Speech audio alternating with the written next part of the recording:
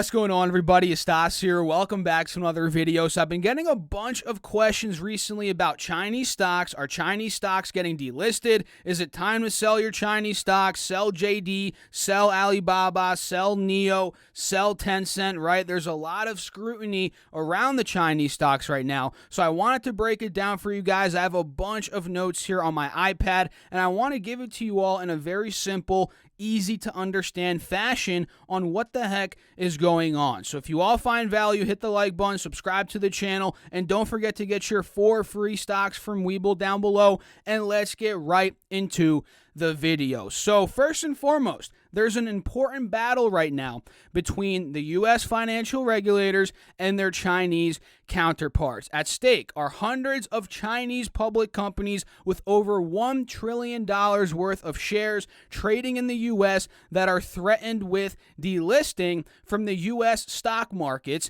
That is, they may be kicked off the New York Stock Exchange and the NASDAQ, right? And just looking at these stocks, Alibaba, JD, NIO, Tencent, right? 4 of the biggest Chinese stocks out there that are traded here in the U.S. I mean, we can see they're going down on this news, right? And this news has been lingering ever since May, and we'll get into that later on in this video. But we can see here that Alibaba yesterday went from about 270 down to about 263, and now that the market just opened, it's down a little bit more, right? NIO is also getting a beating, right, these past couple of days. Tencent, TCEHY, is also down. Yesterday it went down from 75 down to about 72. And JD.com is also taking a decent hit. So the headlines have it that Chinese companies have cheated somehow, right? Colluding with Beijing and helped by the inadvertence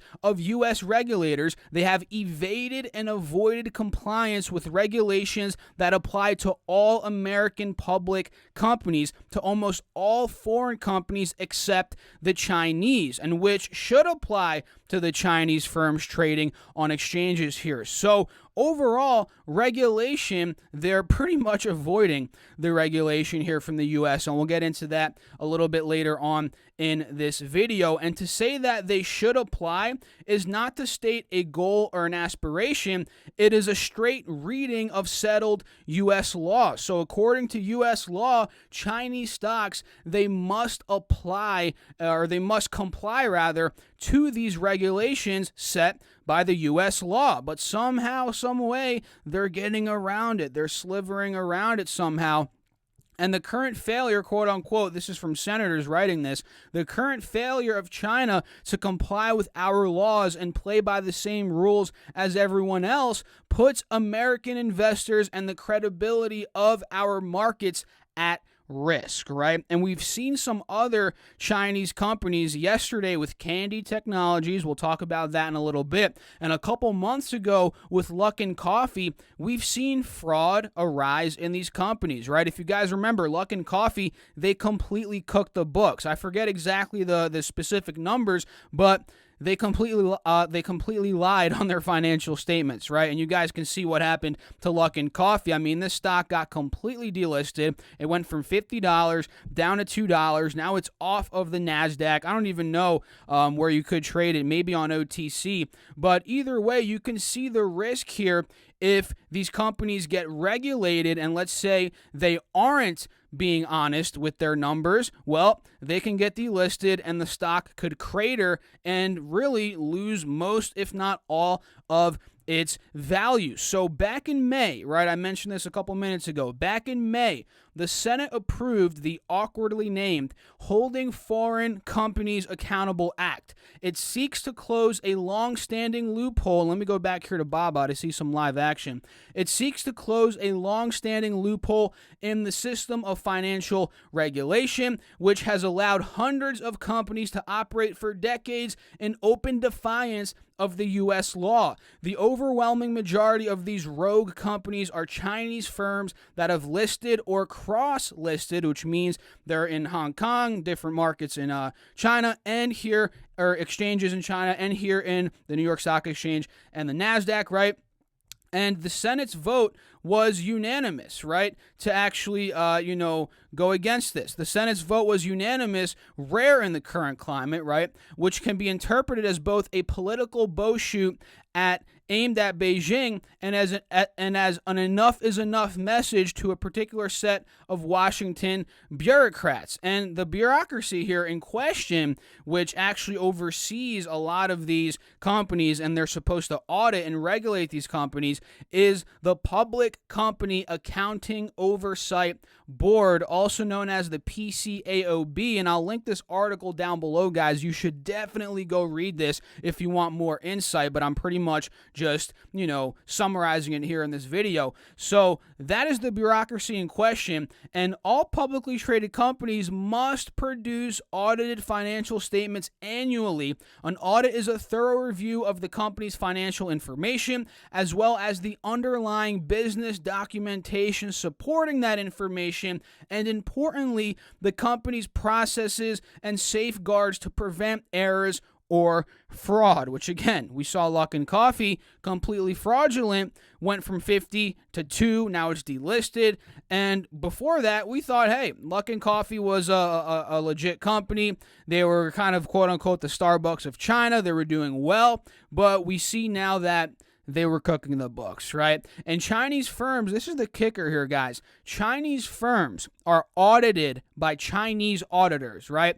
And Chinese regulators have prohibited Chinese auditors from sharing their work with the PCAOB. So it's crazy, right? They're audited and they're regulated over there in China, but those auditors, regulators, they can't share their work with the PCAOB, which oversees companies here, and the Chinese companies are trading here, which is pretty odd, right? It's pretty odd how that works, right? So there's new fraud allegations. We talked about this earlier. New fraud allegations against Chinese electric vehicle maker Candy Technologies, which, what's the ticker on this, guys? I'm actually forgetting right now. But either way, it doesn't really matter. The stock went down, or here it is, guys. The stock went down 30% yesterday from $12 to about $9, right? On Monday, yesterday, Hindenburg Research published a detailed report on alleged self-dealing by the EV company Candy. How this China-based NASDAQ-listed company used fake sales, EV hype,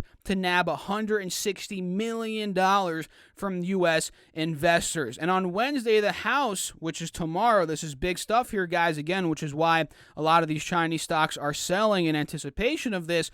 On Wednesday, tomorrow, the House has scheduled a vote on the Holding Foreign Companies Accountable Act, which could lead to the eventual delisting of Alibaba, JD.com, NIO, and other Chinese stocks. And the bill, which already cleared the Senate back in May, could kick Chinese companies off U.S. exchanges within 3 years. That would happen unless their auditors come under supervision of the PCAOB, which again is the Public Company Accounting Oversight Board, which again, Chinese companies are regulating their companies over there in China, but they're not sharing the information with the PCAOB.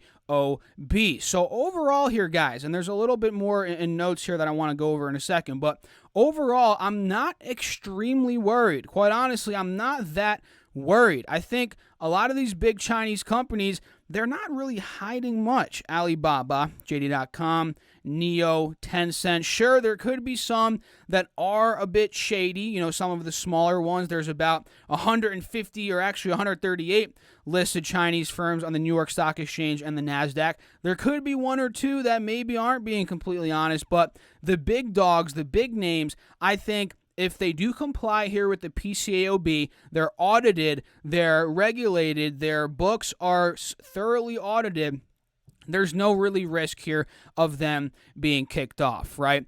And for me, and I'm sure you guys as well, I don't have a ton of money, a ton of my allocation of stocks in Chinese companies. due to this, right? Because we don't know what could happen with these Chinese companies. And I think if you only have, let's say, hypothetically 5-10%, maybe 2 to 5% of your portfolio in Chinese stocks, and you're in the big, strong names like NIO, Baba, Tencent, JD, I don't think you have much to worry about, right? That's just my humble and honest opinion. And you guys have to realize there's trillions. I think there's billions to trillions. There are definitely billions, but there's probably trillions of dollars here from U.S. money going into these Chinese companies. So, in my opinion, I think China will comply. Why wouldn't they, right? Because if they get delisted from the U.S. markets, again, that's trillions of dollars going away from these companies that would be there from U.S. investors that are really eager to put their money into these Chinese companies. So me personally, I'm not really worried. I have a pretty decent position here in NIO, guys, that I've been buying from the $5 to $6 range, $3, $7, right? And let's just say that position has grown a good amount. And I'm not too worried about it, quite honestly. And again, I don't have much allocated to these companies.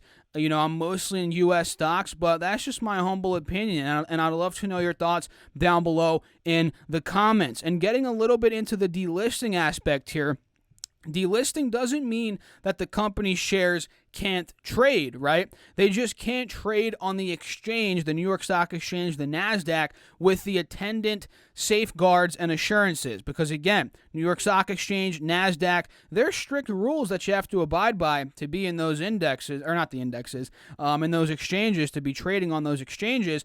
And they could actually go OTC, which is over the counter, which has a lot less regulation. And a lot of those companies are a bit fishy. And I don't want to say they're frauds, but there's a lot less regulation. Let's just put it that way. So if they do get delisted, they can go to OTC. But again, even if that happens, that's still a ton of money being taken off the table, because a lot less investors are going to want to put money in an OTC stock versus a stock that is trading on a more reputable, much more reputable exchange like the New York Stock Exchange and the NASDAQ and others, right? And like I mentioned earlier, there's 138 listed Chinese firms on the New York Stock Exchange and the NASDAQ, and there are about 150 Chinese companies on the American OTC markets, right? So, yeah, I mean, that's pretty much it, guys. And like I said, delisting is not fatal, but it is not advantageous by any stretch of the imagination. It's definitely a come down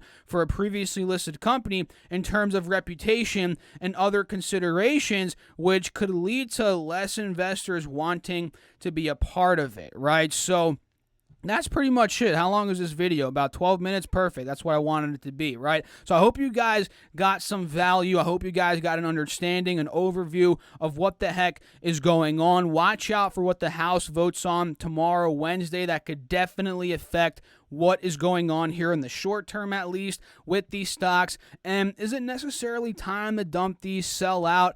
I personally don't think so. I'm not too worried about this, especially if you're in some of the top, more reputable names like Alibaba, JD, Tencent, NIO. You know, if I'm holding those, I wouldn't be that worried. That's just me being honest, and I'd love to know what you guys have to think down below in the comments. And if you guys did enjoy the video, hit that like button for me. Make sure to subscribe to the channel. We're trying to get 20,000 subscribers by the end of 2020. And don't forget to get your 4 free stocks from WeBull down below. They're valued up to $1,600. All you have to do is deposit $100, and you literally get 4 free stocks. So I'll catch you all in the next video. Keep crushing the markets. Good luck today and the rest of the week. Thanks for watching. As always, stay safe out there. Peace out.